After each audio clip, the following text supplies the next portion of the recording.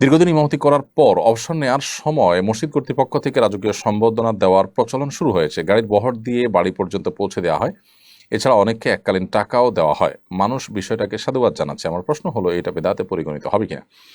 দেখুন, এরকম রাজকীয় সম্বর্ধনা দেওয়া ইমাম সাহেবকে, এটা মৌলিকভাবে কোনো বেদাতের মধ্যে পড়বে না, কারণ এটাকে মানুষ শরীয়তের কোনো ছাঁচের মধ্যে ফেলে এটাকে ফরজ, ওয়াজিব, সুন্নাত, মুস্তাহাব বা এই টাইপের কোনো কিছু মনে করছে না। যে কোনো ভালো কাজের পর তার বিনিময় দেওয়া, তার কৃতজ্ঞতা প্রকাশ করা, এটা তো কোরআন এবং হাদিস দ্বারা সমর্থিত বিষয়। যে ব্যক্তি ভালো কাজ করবে বা কোনো কোনো কল্যাণ কাজ সাধন করবে, তার সে কল্যাণ কাজের স্বীকৃতি আমরা দিব, তাই না? মাল্লাম ইয়াশকুরিন নাস লাম ইয়াশকুরিল্লাহ, যে ব্যক্তি মানুষের শুকরিয়া আদায় করলো না, সে আল্লাহরও শুকরিয়া আদায় করেনি।